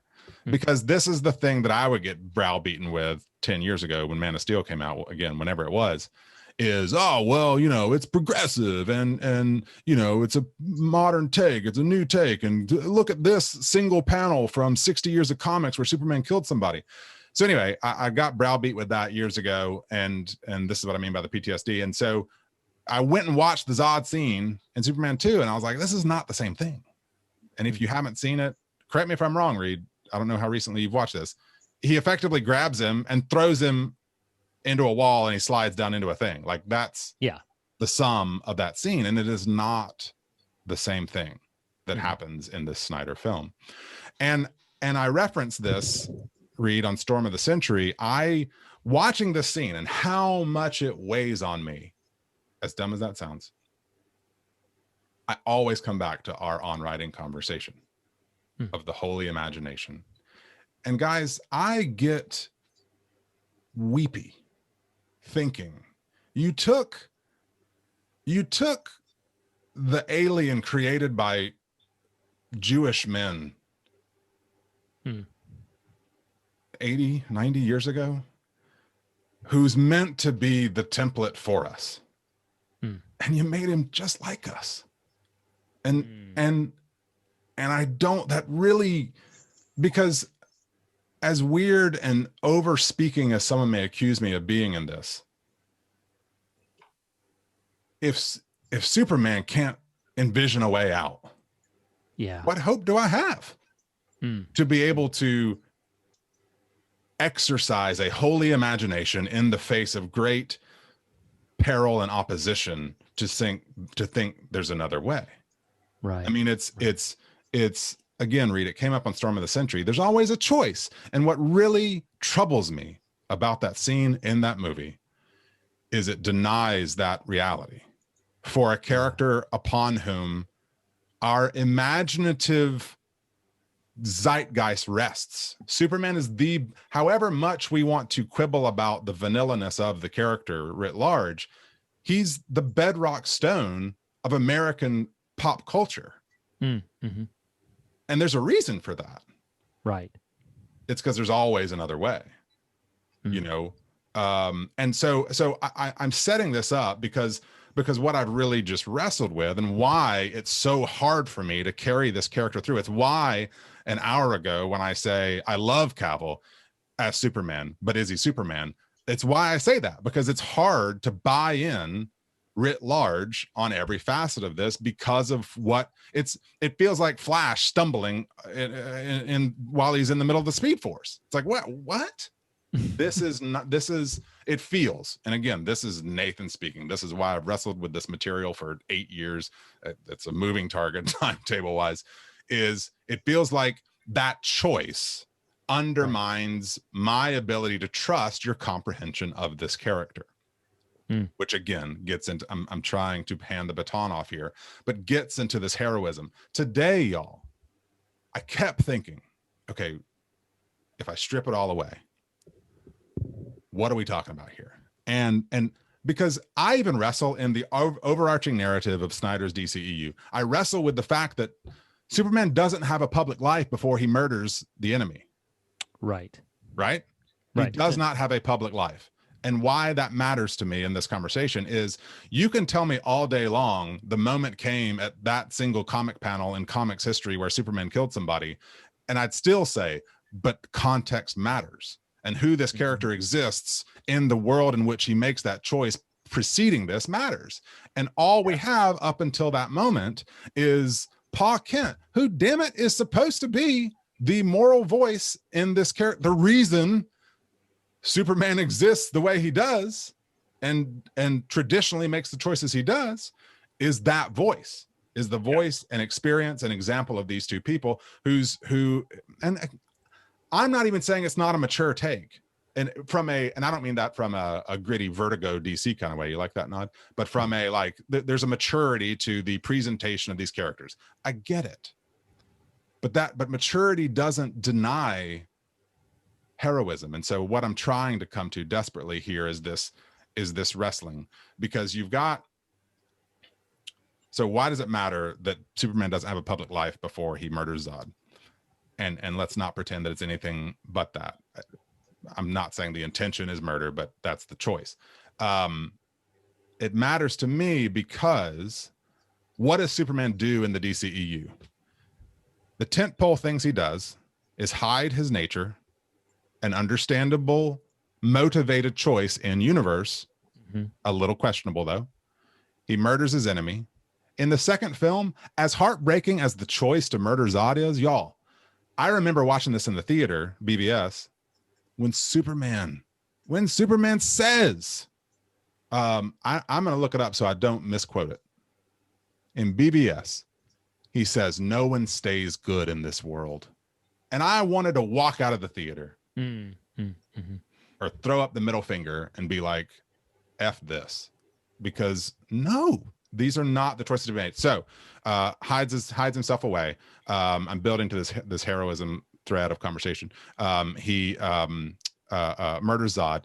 He cops to, I can be manipulated and ultimately am going to make another terrible choice because no one stays good in this world, Lois. Then he dies heroically, taking out Doomsday. And then they revive him. That's the arc of Superman. This is why I say it's a symbol without substance. There's not a thing to work with there. And so what we come back to is, why do we care? Why do we care about the Superman that exists in Snyder's universe? And because that's the heart of this heroism question, right? Is why should we care? Why does it matter to bring them into the sun with you, as Jor-El says? Because the question that comes to me is heroism just vanquishing our enemies? Or is it showing a better way? Right. And what I take away from the Snyderverse is heroism is just vanquishing our enemies. And that's a really tough pill to swallow for me. Now, we can nuance that, and that's what I'm inviting here, but it's hard to not think this, and that's where so much grace for Zack Snyder. I mean that with utter sincerity. My God, the things that man has gone through. And I will say this with zero irony. I watched these and I was like, damn, the man has a vision, and right. And he is playing at a level that is pretty impressive. And that's a new capacity for me. But it is hard to walk away and not think, I don't think you get this. And that is a struggle. That makes it ultimately kind of hard, because where do we even leave it? It's to me, and I know, I'm sorry, last note, please, last note. I know I haven't seen the Whedon cut, but I know also the feeling and stakes that happen. We can import this here because it's a great comp. By the time we get to Infinity War and Endgame, these characters have become as mythic as where the DC characters always live at, and the stakes are real for what they're embarking on. And what the Justice League does to Steppenwolf at the end of the Snyder cut, I was like, God, they just mutilate this guy, which the action narrative demands it, sure, but I'm like, what are we doing? What is heroism? My dear friends, whom I've had this lingering conversation in the ether for several years now, what's heroism? Is it right killing our enemies, or is it being better? And that's a struggle. Right. But I think another thing is that because sincerely, the way you've articulated that is you have to a degree sort of answered your own question, that it's clearly that being better than our enemies is heroism. I think my biggest issue that I'm yes-anding you about is my issue was never for the people who browbeat to death about like Superman's killed before. I have said in many, many times that my issue with Man of Steel is not that Superman ultimately kills Zod. It's that the film does work to substantiate that is Zod's perspective, that Superman will have no choice. My issue with Man of Steel is that Man of Steel proves Zod right. Yes. That's my issue. Because Zod says, either you're gonna kill me or I don't remember. No, exactly. Either you die or I do. Yeah. That's what he says. And my issue with it, take out the actual transaction that took place of Superman ending his life. It is that philosophically the film proves Zod right. Yes. And that's what I have. That's my biggest issue with Man of Steel, which is why, as I said earlier, I actively dislike it. But there have been one of the things as the arc as a whole that I would say, evolutionary psychology has shown us that it takes a certain amount of positives to override one negative. I think the number is 10 or maybe 12. That you need to hear like 10 to 12 positive things to override one negative thing.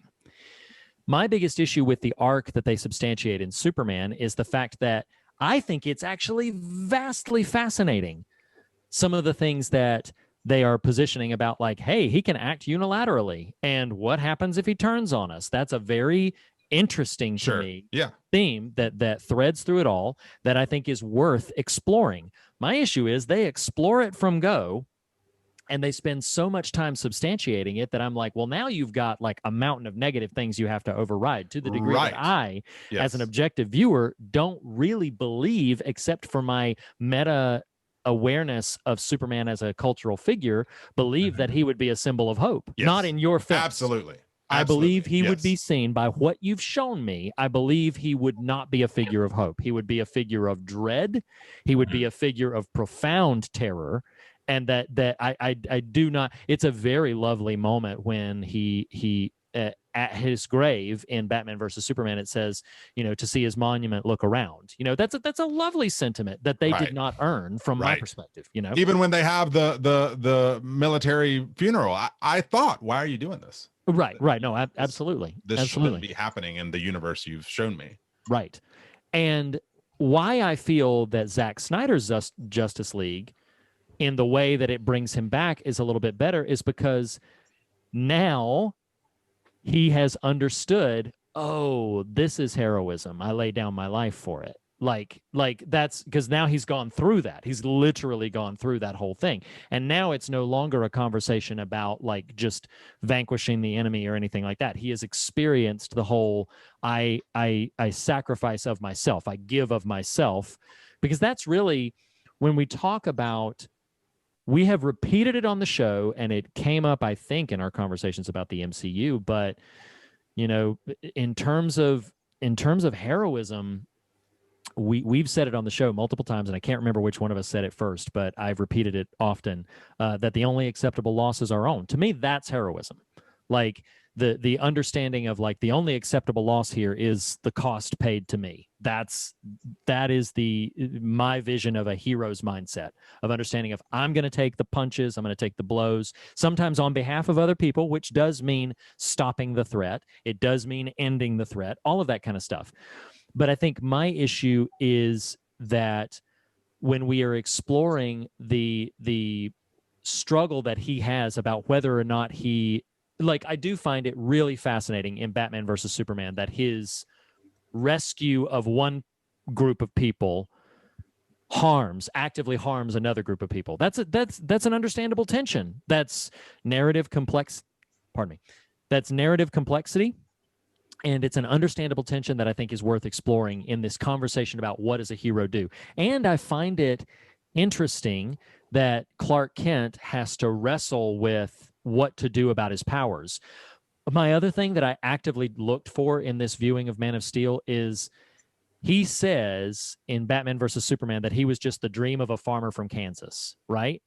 And I'm watching Man of Steel and I'm like, man, your dad did everything he could to like keep you in the basement Like he everything he could to like not you're the dream of like you're gonna go and do wonderful things is like maybe you let the kids die. No, don't come save me, even though I know you have the speed to do so in a way nobody would see. You know, like all of these kinds of things. And it's like and that's the part that doesn't quite work for me. I know ostensibly we're having a conversation about Zack Snyder's Justice League, so I'll say this and then I'll probably hop off of it. What I loved so much about Zack Snyder's Justice League are the moments in which he takes our characters through the revelation of what heroism is. Okay, heroism is Wonder Woman, after doing her thing to stop the heist and rescue all the bullets, looking into that adorable little girl's face and saying, "You can be anything you want to be." Like that's the idea of heroism. Heroism is Batman, the Dark Knight, the brooding Dark Knight, talking more than anybody else in this film about faith. That's heroism. It's Flash getting this, gutted and sitting there desperately willing himself to heal so that he can fix this. And as he's running towards the climax to go backwards in time, which God, I loved that moment. But when he's running faster than the speed of light to be able to go backwards in time of things and is like, Father, I was one of the best of them, like speaking into the air. It's like, that's heroism. It's Cyborg embracing, I'm not broken. It's those kinds of things that elevate up. These are the visions of heroism that I had been missing in the DCEU for far too long. It's that way in which we understand our own brokenness and recognize that in the fight for justice for others, that is the only acceptable sort of loss, is the one we bear upon ourselves. I know Ian's probably just sitting there, when are y'all going to shut up and let me talk? But that's my response to your question. I don't know. I'm almost weary of hearing the word wrestling. And that's not a knock on you boys. It's just that I so frequently hear that invoked, like, oh, I got to really wrestle with that. But what are we going to do? We're just going to go right on with the same quotidian means of reasoning through the everyday that we always do. We don't wrestle with the morals of what we do. We buy what we want because we understand what we want is what we need. And then we go on another day. And I come to this question, Nathan. It comes as I'm already thinking so much about the question of like pacifism and just war. That's really big. Okay, that's really big. That's up here. But I'm trying to think about it just like, how is power to be used? Sure. Because there is, even within the concept of like servant leadership, right, that easily becomes corrupted into a keyword that you put on your sign for your brand. And then you exemplify all the very same terrible habits of leaders as far back as we can remember. But you call yourself a servant leader. And I think that sometimes those of us who try to analyze, where did this go wrong? Where is this going wrong? We are suspicious of power. And it's not that there's nothing to that.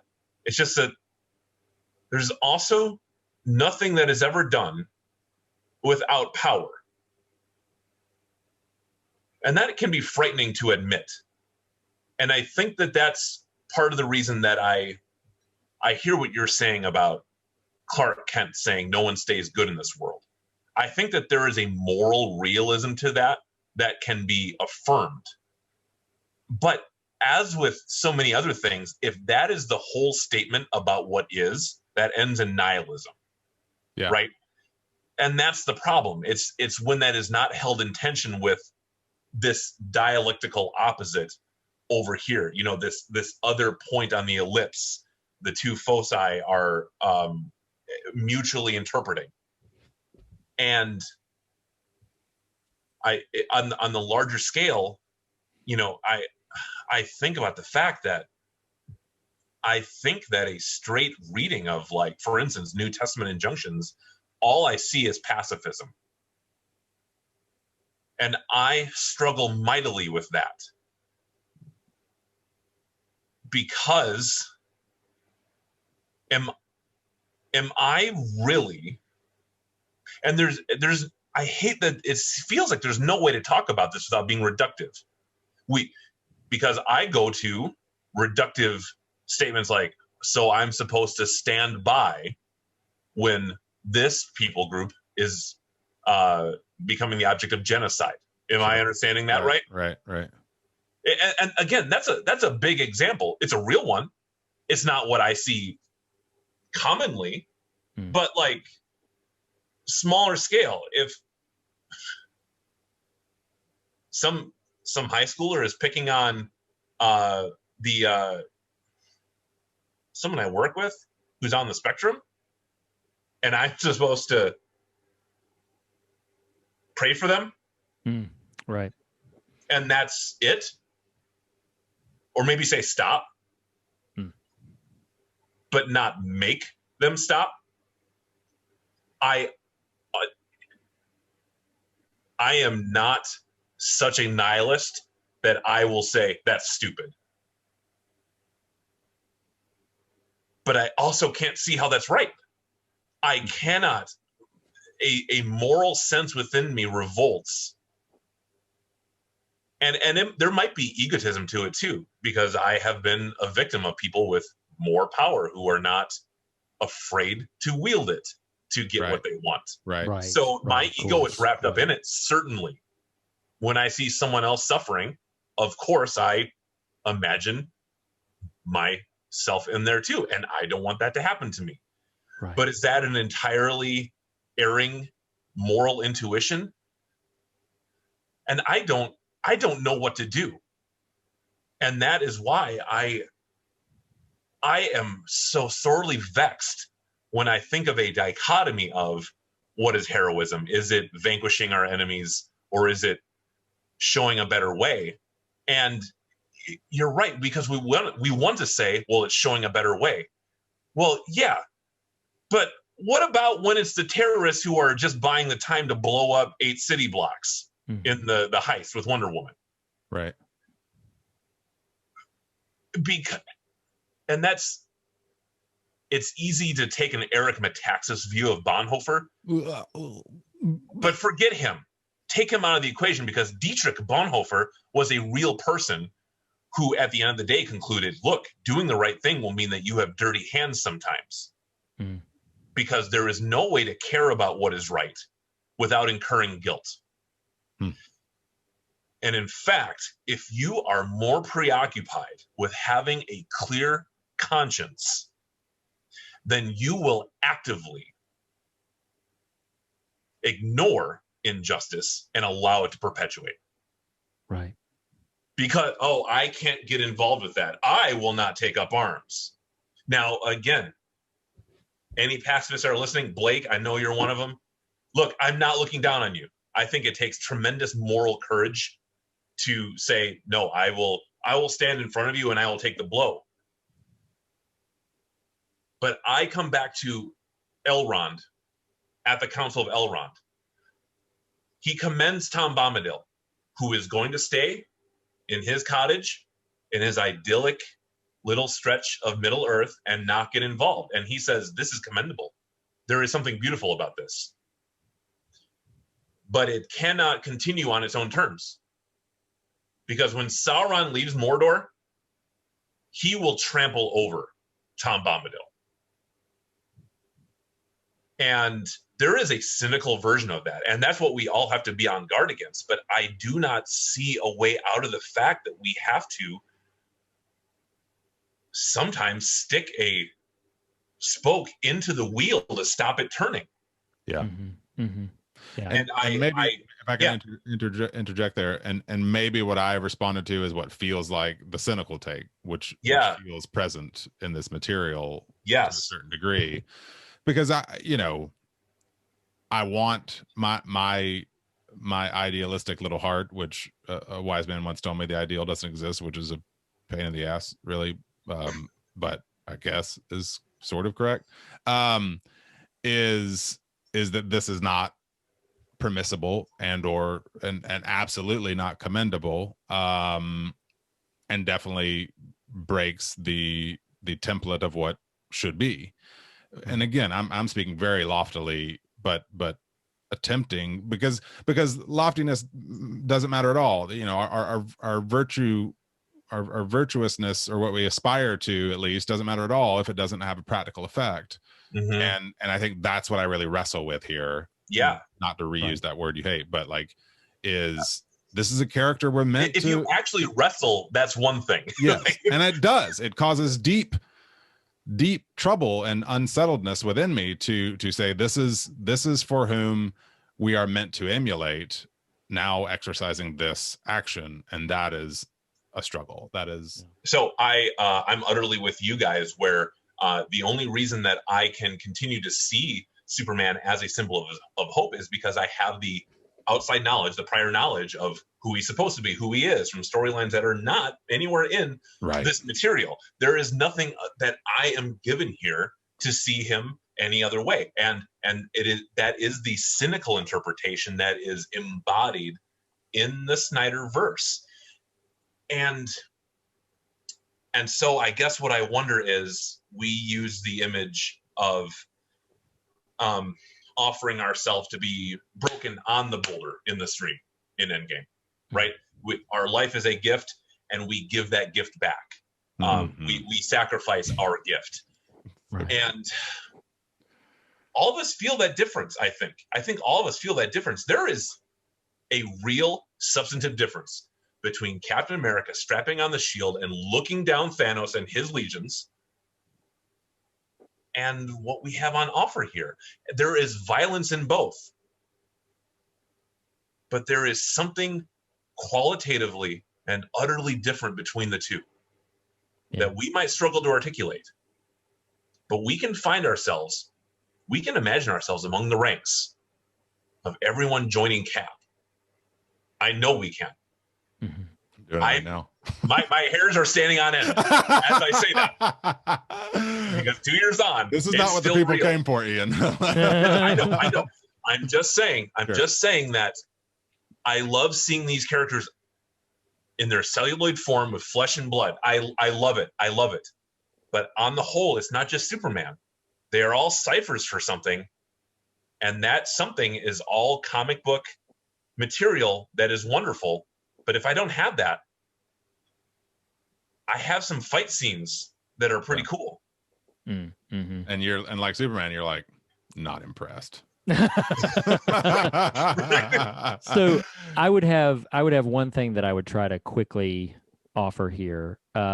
We haven't talked about him very much, and that's, with intention, but Jesse Eisenberg's Lex Luthor is just, he's too outrageous, and I feel like he's just spouting off a bunch of philosophical sort of lines that don't have a tremendous amount of substance, but he does invoke God a lot, God and devil imagery, and the idea of God being all good and all powerful and everything. There's one thing that I would offer in response to Nathan's question of what is heroism. One of the things I think about, I may have shared it on the pod before, but if I haven't, I'll share it now. There's a scripture verse that says, and this is going to tie back into Zack Snyder's Justice League. There is a scripture verse that says, as far as the east is from the west, that's how far I'll cast your sins away from you. I'm not quoting it verbatim, but that's the expression that is delivered, as far as the east is from the west. And we know that when it was uttered, it was talking about like an eastern place and a western place. But one of the things that I visualize is, when we take it on its own merits, east and west are not really destinations, they're directions. And I think, to sort of put the bumper sticker on that I'll substantiate it with, I talked about how, Flash is sort of rising to be who he wants to be and better for his father. My foot's in the door, Dad, in Zack Snyder's Justice League. My foot's in the door, and Dad cheers that all on. Cyborg embracing the fact that his life didn't have to be this, and now it can be this other thing. Batman turning a corner and actively like pivoting a 180 from what he viewed the world as a couple of years ago, and now is viewing it quite differently. Wonder Woman is a pretty static beacon of hope. Aquaman 2, changing from non-involvement to active involvement. All of these kind of things. And then the difference once Superman has kind of embraced, the Jor-El and the Jonathan Kent voices in his head and embraced them and has moved forward, black suit and all, into what he is going to be in the future. So what I would say, getting back to that scripture that says, the scripture says, okay, as far as the East is from the West, my vision of what heroism is it is the capacity to change. It is the recognition that it is not too late, because in this idea of, East and West recontextualizes whether or not we are good or whether or not we can be good, not by where we're standing, but by where we're going. Not by where we're positioned, but by where we are facing. So if you are knocking on the gates of hell in terms of all the things that you've done wrong, you're Ebenezer Scrooge on the night before Christmas, and you wake up the next morning and think, my God, it's not too late. I can make every difference in the world. I have the capacity to change. Or in the reverse of that, be knocking on the pearly gates of heaven and then recognize that you still are susceptible to beginning to head down the wrong path and begin to head down a darker path than you will. And one of the things that I found so tremendously beautiful about Zack Snyder's full vision of Justice League is the way these heroes have the capacity to change. And that is a very, very big central theme, that they have the ability to pivot and they have the ability to turn around. And that to me is what heroism is all about. It's not that you came fully formed. God love every iteration of Superman that exists beforehand. And I am not backpedaling one iota on my problems with what I identified on Man of Steel. But you do not come fully formed and step into this to where every decision will be right from the gate. It is in what I perceive and receive from Zack Snyder's vision. Being a hero is largely about having the capacity and willingness to change once you see that something needs to be different. And God, what a beautiful little sentiment that was nowhere in the theatrical cut of Wayne looking out and saying, I see a big table with 6 chairs, and they linger on that room for more. There's room for more. And I found that beautiful, actively beautiful.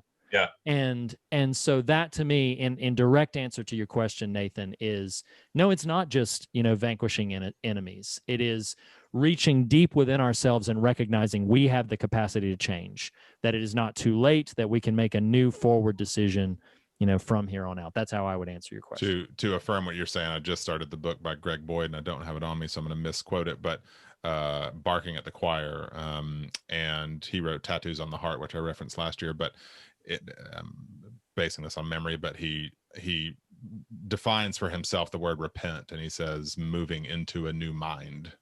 And I really loved that. And that kind of speaks to what you're describing as the capacity to, I feel like traditionally repent is some disciplinary and authoritarian thing that we impose on other people versus choosing willfully to move into a new mind. Right. I found that really right. lovely.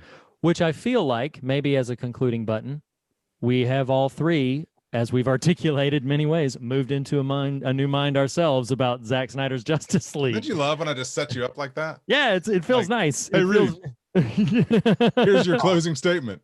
I don't know, because just having to say I have repented and I now enjoy Zack Snyder's Justice League.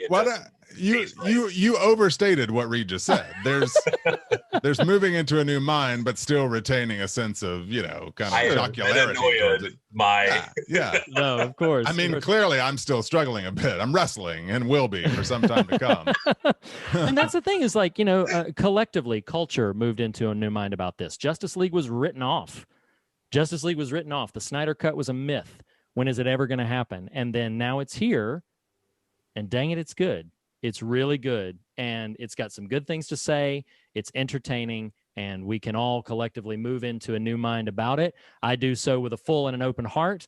And with that, does that sort of wind us down? Are the other Mother Bucks united? We're there. The unity is in effect. Unity is in effect. I see a table with at least 3 people, but room for more. We're like totally mixing the metaphors here. We're still glomming the villain and the heroism all together and redeeming it for the Lord's sake. No one stays good in the fear of God. Oh God, take us out, Reed, quick. So that concludes another sort of B-side edition. We have, as Nathan said earlier, it's kind of, in the ether for a long time, but this is, our conversation about Zack Snyder's Justice League. I'm glad it's in the world. Zack Snyder went through a lot of personal and creative trials to get here. I feel happy for him. I feel happy for the fans. Amen. I feel happy for us that we were able to receive, lengthy as it is and is worth critiquing its length, a genuinely, objectively strong piece of media that does these characters well, and I think has some interesting things to say about their capacity to change. And as we've wrestled with ourselves in this dialogue about what it means to be a hero and what heroism really and truly is about. Do we agree with every conclusion it has? Not entirely, but there's definitely a lot of substantive things to draw out of it, and I'm pleased to have had the conversation. So that puts this bonus episode in the books. Stay with us next week for our regularly scheduled programming, which we had tabled for you last week or earlier this week, actually, in Storm of the Century. Stay tuned for Child's Play coming right on the heels in our regularly programmed What Scares Us material. And even on the B-sides, as we say on every episode, the fear of God is the beginning of wisdom, but not the end of the conversation. And in that spirit, we encourage you to fear nothing else and be on your way rejoicing. Ian, Nathan, thank you so much. Thank you. Your dark side.